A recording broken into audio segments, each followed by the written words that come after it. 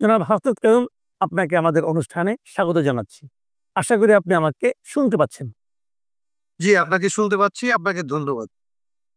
আ জনাব হাফেজ কায়ুম, আমি ১ম এ আসলে যে প্রশ্নটা দিয়ে শুরু করতে চাচ্ছি, সেটা হলো যে আমরা দেখছি গত ২-৩ দিন ধরে ১৫ তারিখে একবার দেখলাম, ১৮ তারিখে একবার দেখলাম এবং একটা আওয়ামী লীগের ঝটিকা মিছিল এবং গতকালকে দেখলাম দেশের অনেক জায়গায় আওয়ামী লীগের ঝটিকা মিছিল করা হলো। এই উপলক্ষে গতকালকে দেখলাম যে স্বরাষ্ট্র উপদেষ্টা লেফটেন্যান্ট জেনারেল জাহাঙ্গীর আলম চৌধুরী উনি উত্তরায় থানায় গিয়ে পুলিশকে বললেন যদি আওয়ামী লীগের এভাবে ঝটিকা মিছিল হতে দেওয়া হয় তাহলে উনি পুলিশের ব্যাপারে পুলিশকে চাপে রাখবেন, পুলিশের বিরুদ্ধে অ্যাকশন নেবেন। আমার প্রশ্ন হলো আওয়ামী লীগকে এভাবে ঝটিকা মিছিল করতে হচ্ছে কেন? এবং এই ঝটিকা মিছিলগুলো কিসের ইঙ্গিত বহন করে? এবং স্বরাষ্ট্র উপদেষ্টা পুলিশকে যেভাবে হুমকি দিলেন, চাপ প্রয়োগ করলেন ঝটিকা মিছিল হতে না দেওয়ার ক্ষেত্রে সেটা উনি করতে পারেন কিনা? একটা দল, একটা বৈধ রাজনৈতিক দল যদি মিছিল করতে চায়, তাকে আপনি বাধা দিচ্ছেন কোন আইনে? ধন্যবাদ আপনাকে। প্রশ্নটার তো ২ টা ৩ টা দিক। একটা নিয়ে আমি প্রথমত কথা বলি। এই প্রশ্নটার একটা আইনি দিক আছে, একটা রাজনৈতিক বাস্তবতার দিক আছে। আইনি দিকটাকে যদি বলেন তাহলে আসলে এখন পর্যন্ত স্বরাষ্ট্র উপদেষ্টা যেভাবে বলেছেন, সেটা আসলে তিনি বলতে পারেন। কারণ কোনো আইনগত সিদ্ধান্ত আওয়ামী লীগ সম্পর্কে নেওয়া হয়। বলা হয় নাই যে আওয়ামী লীগকে রাজনৈতিকভাবে নিষিদ্ধ করা হয়েছে কিংবা আওয়ামী লীগের রাজনৈতিক তৎপরতাকে নিষিদ্ধ করা হয়েছে। কিংবা ঝটিকা মিছিল কিংবা মিছিলকে নিষিদ্ধ করা হয়েছে। এরকম কোনো বাস্তবতা আইনগতভাবে এখন পর্যন্ত আইনি কোনো অ্যাকশন নেওয়ার মতো আসলে কোনো কর্তৃত্ব উনি রাখেন না। এটা হচ্ছে ১ম এ পরিষ্কার হওয়া দরকার। কিন্তু বাস্তবতা যেটা থেকে আপনি কথাটা বলছিলেন, কেন আওয়ামী লীগ ঝটিকা মিছিল? আওয়ামী লীগের তো মিছিলই করতে পারার। আওয়ামী লীগের তো আসলে সমাবেশ করতে পারার। আওয়ামী লীগের যেরকম ইচ্ছে সেরকম রাজনৈতিক প্রোগ্রাম করতে পারার ইচ্ছে তা কথা। কারণ সে একটা রাজনৈতিক দল। সেটা করতে পারছে না। করতে পারছে না তার কারণ হচ্ছে যে বাংলাদেশের রাজনৈতিক বাস্তবতায় আপনারা আমাদের সবার জানা আছে এই দলটা ব্যাপক আকারে হত্যার জন্য অভিযুক্ত একটা রাজনৈতিক দল হয়ে গেছে। তার সাথে সংশ্লিষ্ট একটা বড় অংশ আসলে অর্থ পাচার, দুর্নীতি, একভাবে আসলে জুলুম, নির্যাতন এবং সর্বশেষ অভ্যুত্থানের সময় বাহিনীগুলির পাশাপাশি তাদের দলীয় লোকদেরকে আসলে মানুষকে দমন করার জন্য, পীড়ন করার জন্য, এমনকি খুন করার জন্যে তাদের দলীয় লোকদেরকে নামানো হয়েছে। এবং সেই সমস্ত ফুটেজ আপনারাই তখন প্রকাশ করেছেন। তার মানে এখনো পর্যন্ত এইটা দলীয়ভাবে নিষিদ্ধ হয় নাই। বিচারটা ঠিকমতো শুরু হয় নাই। পুলিশ ঠিকমতো রিঅর্গানাইজড হয় নাই। এই অবস্থার মধ্যে আবার যখন তারা আসলে এরকম ঝটিকা মিছিল করছে, তখন আসলে উল্টা দিক থেকে একই রকমের একটা সিচুয়েশন আবারও তৈরি হইতে পারে বলে স্বরাষ্ট্রমন্ত্রীর আশঙ্কা থাকতে পারে। আমি সিউর না। কিন্তু এরকম আশঙ্কা যদি ওনাদের থাকে, তাহলে আসলে তাদের উচিত প্রথমত এটা নিয়ে আইনি পদক্ষেপ তিনি কি নেবেন, সেইটা আসলে সরকারের সাথে সরকারের দিক থেকে পরিষ্কার করে আসলে সেগুলির ব্যাপারে ব্যবস্থা নেওয়া। কোনোভাবেই আওয়ামী লীগের ঝটিকা মিছিল এবং এটাকে প্রতিহত করতে যারা আওয়ামী লীগের দ্বারা তখন শিকার হয়েছিলেন, তারা যেন আরেকটা কোনো এরকম পাল্টা কর্মতৎপরতার মধ্যে নামতে বাধ্য না হয় কিংবা তারা যাতে না নামে, সে ২ টা দিকেই দেখা আসলে স্বরাষ্ট্র উপদেষ্টার দায়িত্ব। তো সেই দিক থেকে আমার কাছে মনে হয় উদ্ভূত পরিস্থিতি নিয়ে তাদের দ্রুত সিদ্ধান্তে আসা দরকার। যারা আসলে এটা নামাটাকে তারা নিজেরা সেফ মনে করে না বলে ঝটিকা মিছিল করে। কারণ তারাও মনে করে না যে তারা স্বাভাবিকভাবে নামলে তারা আসলে স্বাভাবিকভাবে ফিরতে পারবে। তারা একটা চূড়াগুপ্ত এই কারণে নামে। আবার অনেকেই এরপরে প্রতিবাদ করে এগুলি নিয়ে বিভিন্ন জায়গায় আসলে ধরপাকড় হইছে, টুকটাক মারধর হইছে। সেইটাও আসলে কোনো শুভ লক্ষণ না। অতএব সরকারের এই বিষয়ে আমার কাছে মনে হয় স্পষ্ট অবস্থান নেওয়া দরকার এবং এটার জন্য আইনগতভাবে আসলে তাদের যা করণীয় সেটা আইন ঠিক করে তারপরে আসলে স্বরাষ্ট্রমন্ত্রীর কথা বলা শোভন হবে, ভালো হবে। জি।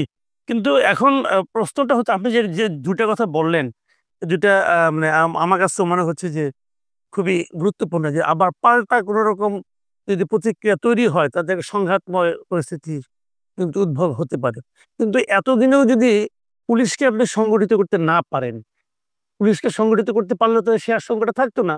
কিন্তু পুলিশকে সংগঠিত করতে না পারাও তো এই সরকারের একটা ব্যর্থতা বলে আমার কাছে মনে হচ্ছে জিনিসটা। তো করতে পারা উচিত ছিল।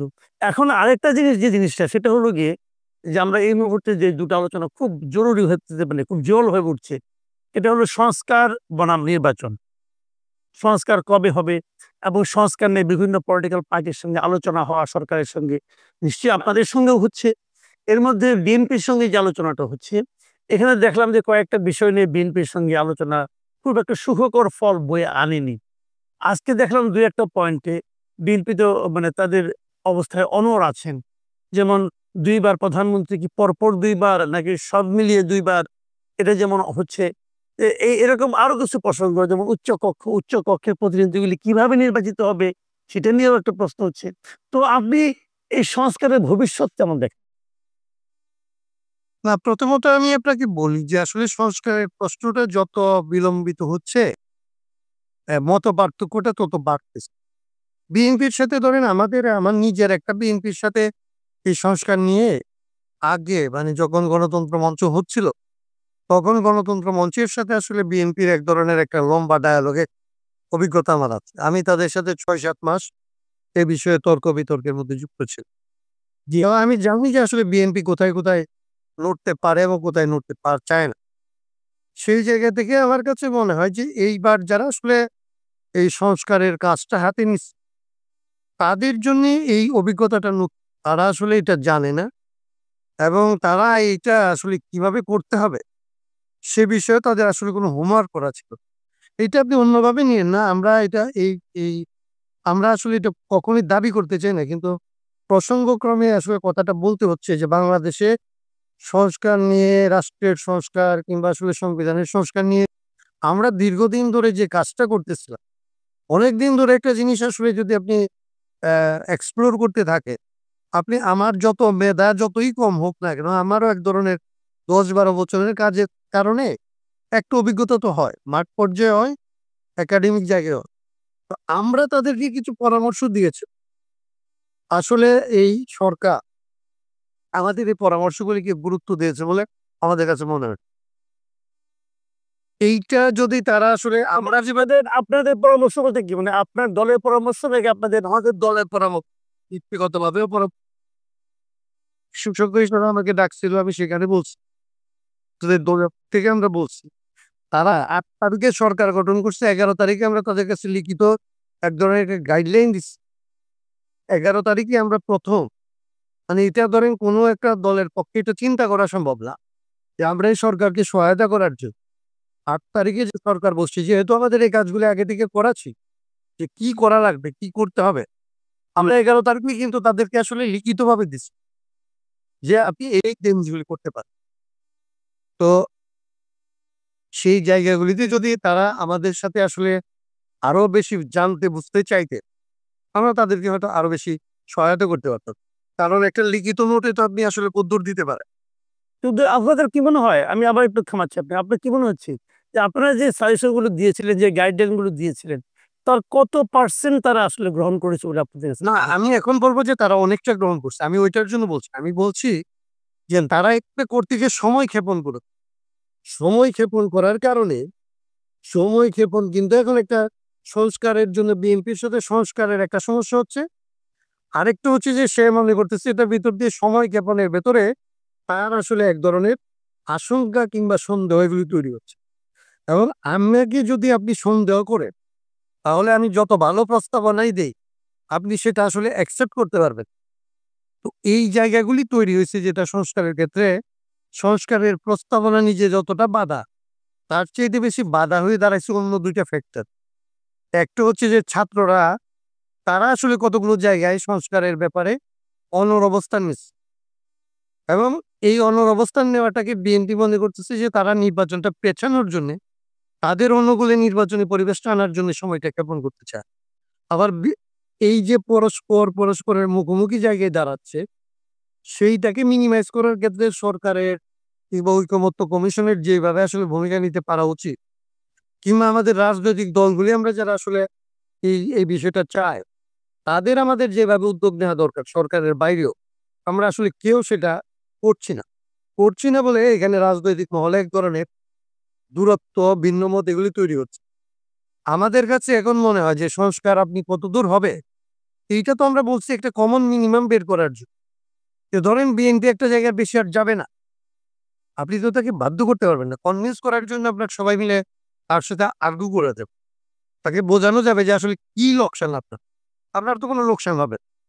সেই জায়গাগুলি নিয়ে আমাদের সরকারের দিক থেকেও ঘাটতি আছে। আমরা যারা আসলে বাইরে রাজনৈতিক দল করি, যারা একসাথে আন্দোলন সংগ্রাম করছি, তাদেরও আসলে ঘাটতি আছে। কিন্তু আমি মনে করি যে এইটা যতটা না সংস্কারের ইস্যুতে ধরেন পরপর ২ বার আর ২ বারের বেশি না, এইটা খুব বড় ফ্যাক্টর হবে বলে আমি মনে করি। যদি আমরা আসলে আস্থায় নিতে পারি পরস্পর। তো আস্থায় নিতে না পারলে আমি যখন বলবো ২ বারের বেশি না, আপনি তখন বলবেন পরপর ২ বারের বেশি। ৩ বার হইলে কি সমস্যা? কারণ এটা হচ্ছে আস্থা অনাস্থার শোক। আমার কাছে মনে হয় যে এই জায়গায় আমাদের জায়গা থেকে আমরা বলছি যে নির্বাচন পেছানোর দরকার নেই। আপনি এমনভাবে সিদ্ধান্ত নেন যে নির্বাচনটা যখন সম্ভব তখনই আপনি করবেন। আবার সংস্কারকে এর জন্যে বাতিল করার দরকার নেই। সংস্কারের যদ্দূরের মধ্যে আসলে সমস্ত জাতি ঐক্যবদ্ধ হবে, ততটুকু আসলে টেকসইভাবে করা যাবে। সেই জন্য আমরা বলছি যে ২ টা নির্বাচনকে একদিনে করে, ৭০ সালের মতো করে। ৭০ সালের একটা অভিজ্ঞতা আছে যে জাতীয় পরিষদের নির্বাচন এবং গণপরিষদের নির্বাচন অর্থাৎ কনস্টিটিউয়েন্ট অ্যাসেম্বলি এবং ন্যাশনাল অ্যাসেম্বলির নির্বাচন একটা নির্বাচনের মধ্যে হচ্ছে। এখন যারা বলতেছে যে সংস্কারকে আগে আনতে চাইতেছে নির্বাচন পিছানোর জন্য, আর যারা বলতেছে নির্বাচিত হয়ে সংস্কার করার কথা বলতেছে সংস্কার চাই না বলে, এই ২ পক্ষের মধ্যে একটা আস্থার জায়গা তৈরি করার জন্য 17 মডেলটা আমাদের এখানে খুব অ্যাপ্লিকেবল হইতে পারে এবং এটা পার্সু করার। আচ্ছা, এখন আরেকটা বিষয় এই ইদানিং খুব আলোচনা হচ্ছে। সেটা হলো নির্বাচন কবে হবে? বিএনপি দেখা যাচ্ছে শুরু থেকে একটা জায়গায় তারা একটা পয়েন্টে অনড় আছে। সেটা হলো তারা ডিসেম্বরের মধ্যেই নির্বাচন চান। এবং সরকার প্রধান মানে প্রধান উপদেষ্টা উনি নিজেও বলেছেন, একটা অনির্দিষ্ট সময় দিয়েছেন উনি যে ডিসেম্বর থেকে জুনের মধ্যে। এবং উপদেষ্টাদের মধ্যেও দেখছি সবাই একই কথা বলছেন, একই সুরে বলছেন, ডিসেম্বর থেকে জুনের মধ্যে। তো এবং আজকে দেখলাম যে আমির খসরু মাহমুদ চৌধুরী স্পষ্ট করেই বললেন যে ডিসেম্বরের পরে তো নয়ই, প্রয়োজনে এর চেয়েও এগিয়ে আনা যায় কিনা সেটা উনি ভাবতে বলেছেন। তো আপনাদের দল অথবা আপনি নিজে কি মনে করেন, নির্বাচন কি আসলেই ডিসেম্বরের মধ্যে সম্ভব নয়, নাকি পরে নেওয়াটা খুব জরুরি? আমার কাছে যেটা মনে হয় যে আসলে যেটা হইছে, একটা সংস্কার যে বাংলাদেশে লাগবে, মানে আপনি কত মিনিমাম করবেন সেটা অন্য প্রশ্ন। সংস্কার যে লাগবে এই বিষয়ে এখন পর্যন্ত কোনো রাজনৈতিক দলের মধ্যে মতপার্থক্য নাই। বিএনপিও কিন্তু সংস্কার কমিশনে যাচ্ছে, তার মতামত দিচ্ছে। বিএনপি ঐক্যমত্য কমিশনে যাচ্ছে এবং সেখানে আলাপ করতেছে। এগুলি সবই হচ্ছে সংস্কারের জন্য। তার মানে আপনি এখানকার একটা সংস্কার লাগবে এ বিষয়ে কোনো সন্দেহ নেই। এই সংস্কার প্রক্রিয়াটা কি হবে এবং কতদূর পর্যন্ত সংস্কার হবে এই বিষয়টা কিন্তু ফয়সালা করতে হবে। এই ব্যাপারে কোনো সন্দেহ নাই। এইটা আবার নির্বাচন যে করতে হবে ডিসেম্বর, আমি মনে করি ডিসেম্বর বলতেছেন, জানুয়ারি বলতেছেন, ফেব্রুয়ারি পর্যন্ত নির্বাচন করার ধরেন এখানকার প্রাকৃতিক পরিবেশ ইয়েটা থাকে। আমি তো মনে করতাম যে নির্বাচন ডিসেম্বরের আগে সম্ভব। আমরা যে ফর্মুলা দিয়েছিলাম তাতে সমস্ত স্টেক হোল্ডারের সাথে কথা বলে 18 মাস সময়ের মধ্যে আসলে আমরা বলছিলাম সব নির্বাচন করা সম্ভব, এমনকি সংস্কারের নির্বাচন আলাদাভাবে করা করেও 18 মাসে এটা করা যেত। কিন্তু যেহেতু তারা ধরেন এগুলি সময় ক্ষেপণ করছে, প্রথম দিকে সময় চলে গেছে, সেই জন্য এখন যেটা হচ্ছে ২টা জিনিস হচ্ছে। এখন যেমন বিএনপি বলতেছে ডিসেম্বরের মধ্যে এবং ছাত্ররা কিংবা অন্য কেউ বলতেছে যে আগে সংস্কার করে, তখন এটা কনফ্লিক্টিং মনে হচ্ছে এবং টাইমটা এক ধরনের আমি আগে যেটা বলছি। তো আমি মনে করি যে এরকম রেষারেষির ব্যাপার প্রয়োজন হচ্ছে আসলে জাতির একটা সংস্কার লাগবে। সেটা কম বেশি আমরা সবাই যেহেতু একমত, এই সংস্কারটা আসলে করার প্রশ্নে আমরা কত দ্রুত সরকারকে সহায়তা করতে পারি এবং সরকার কত দ্রুত আমাদের কাছ থেকে এটা নিতে পারে, সেইটার জন্য তাদের আসলে অনেক বেশি কাজ করা দরকার। করে একটা জায়গায় এটা একটা প্যাকেজ। আরেকটা হচ্ছে ইলেকশন যেটা করে, ইলেকশনের একটা প্যাকেজ। আপনি দেখবেন যে ইলেকশন কমিশন ইটসেলফ একটা ঝামেলা তৈরি করছে। ইলেকশন কমিশন, এই কমিশনটা করা হলো পুরো নয়, করে এই কমিশন এইবার নিবন্ধনের জন্য যে বিজ্ঞপ্তি দিল, সেই বিজ্ঞপ্তি দিল পুরনো আইনে। অথচ নিবন্ধনের ব্যাপারটাকে ইজি করার জন্য এইখানকার যে আসলে কমিশন বানানো হলো, তার একটা সাজেশন দিচ্ছে। এবং এখানকার সমস্ত রাজনৈতিক দলের আকাঙ্ক্ষা ছিল, আপনি যেটা এমনিতে আলাপ করতেছিলেন যে নিবন্ধনের জিনিসটা লাগবে হয়তো ধরেন, কিন্তু এটি ইজি করা দরকার। ইংল্যান্ডের কথা ওরা মুখে মুখে বলে, ভারতের কথা বলে, সব জায়গায় নিবন্ধনের জায়গাটা হচ্ছে একটা সেন্ট্রাল অফিস আছে কিনা, তার একটা মতামত আছে কিনা, কয়টা লোক আছে কিনা। কিন্তু এটাকে যেহেতু এখানকার বড় মাফিয়ারা চাইছিল যে রাজনীতিটা তাদের একটা ব্যবসার অংশ থাকে, নিবন্ধনের আইনটাকে এমন ভাবে কঠোর করছিল যে আসলে আমাদের মতো যারা রাজনীতি করি, আমাদের যাদের আসলে কোনো কাউকে কিছু পাওয়ার নাই, কিছু পাইতে পারবো না, কিংবা আসলে আমাদের যাদের অনেক সম্পদ নাই, আমরা যেন রাজনীতি করলেও কোনোভাবেই আসলে পার্লামেন্টারি পলিটিক্স এর মধ্যে ঢুকবার মতো, ব্যতিক্রম ভাবেও ঢুকবার মতো যেন কোনো অ্যাক্সেস না থাকে। সেই জন্য এটাকে আসলে একটা জায়গায় নিয়ে গেল। এইবার নির্বাচন কমিশন আবারও সে আইনে বিজ্ঞপ্তি দিচ্ছে, এবং এই কমিশনটা তাইলে ফার্স্টেড হয়ে যাবে। এই জিনিসগুলি হচ্ছে সমন্বয়হীনতার অভাব, সরকারের দক্ষতার অভাব। সরকার যে নির্বাচনটা চায়, কেউ কেউ এটাকে উল্টাভাবে পড়তে পারে যে নির্বাচন কমিশনকে দিয়ে এগুলি করানো হচ্ছে যাতে আসলে নির্বাচনটা পিছিয়ে যায়। এই যে ধরেন অবিশ্বাস যদি থাকে, তাইলে আপনার অদক্ষতাকে আপনার মনে হবে যে আপনার ষড়যন্ত্র। আর যদি আপনি বিশ্বাস নেন, তাইলে আপনার অনেক সময় ষড়যন্ত্রকে আপনি দেখবেন যে অদক্ষতা হিসেবে। আর সেইটার একটা ধরেন ব্যাপার আগে, কিন্তু আমি মনে করি যে বাংলাদেশে একটা পজিটিভ পলিটিক্সের পরিবেশ তৈরি করছে আমাদের সন্তানের। এত বড় ত্যাগের পরে আমাদের গুণগত কিছু অ্যাচিভ করার ছিল, এইটাকে আসলে যেভাবে বিভিন্ন রকমের কোটারি জায়গায় বিভিন্ন রেশারেশি দিয়ে বিভিন্ন জনের দাবি দেওয়াকে ধরেন এটা এস্টাবলিশ করতে হবে, এরকম গো ধরার যে রাজনীতি, ফেসিজমের এক ধরনের কোনা বিন্দুর মতো আর। আমি যেটা বলবো এটাই সত্যি, আমরা যেটা বলবো এটাই সত্যি।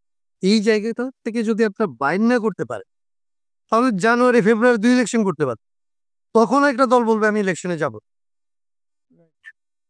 তো সেই রকম আরেকটা সিচুয়েশন ক্রিয়েট হবে, তখন আওয়ামী লীগের মিছিল ধরেন আরো বাড়বে। তখন এটাকে মিছিল দমন না করে অজুহাত হিসেবে নেওয়া হবে যে এইরকম ফেসিস্টের লোকজন এসে বাড়িঘর দখল করতেছে, এই দেশে কি নির্বাচন করা যাবে, আগে তো অমুক করতে হবে। সো এগুলি পুরোটা মিলে আসলে একটা, যদি আমরা পজিটিভলি এগুলিকে হ্যান্ডেল করার জন্য আমাদের মধ্যে আসলে আগের অনুভূতিটা, বিশ্বাসটাকে আসলে রিক্রিয়েট করতে না পারি, তাহলে এটা পিছানোর অজুহাত অনেক হবে। আর যদি আমরা বিশ্বাসটাকে রিক্রিয়েট করতে পারি, তাইলে সংস্কার করে ডিসেম্বরের মধ্যে হইতে পারে, ডিসেম্বরে না হয়ে এটা জানুয়ারি ফেব্রুয়ারি দিকে গেলেও ধরেন, মার্চে গেলেও এটা নিয়ে একেবারে মহাভারত, অশুদ্ধ হবে না। আমরা এটা চাই কি না, এটা হচ্ছে আসলে ব্যাপার। জি, অনেক ধন্যবাদ জনাব অ্যাডভোকেট হাসনাত কাইয়ুম। আপনি এ অনেক গুরুত্বপূর্ণ সময় আমাদেরকে দিলেন। আমি আশা করি আমাদের দর্শকরা আপনার এই বক্তব্যগুলোকে তাদের বিবেচনায় নেবেন, চিন্তায় নেবেন। আমি প্রিয় দর্শক, আমরা আশা করি যে আপনারা এই অ্যাডভোকেট হাসনাত কাইয়ুমের যে বক্তব্য বিভিন্ন প্রসঙ্গে, এই সমস্ত প্রসঙ্গে আমার ধারণা আপনাদেরও নিজস্ব একটা চিন্তা আছে, এবং সেই চিন্তাগুলির সঙ্গে ওনার চিন্তাগুলি মিলাবেন, এবং তারপর যদি আপনাদের চিন্তাগুলো পরিবর্তন আসে, সেটাও আমাদেরকে জানান। ভালো থাকবেন আপনারা। এখন এ পর্যন্তই। আল্লাহ হাফেজ।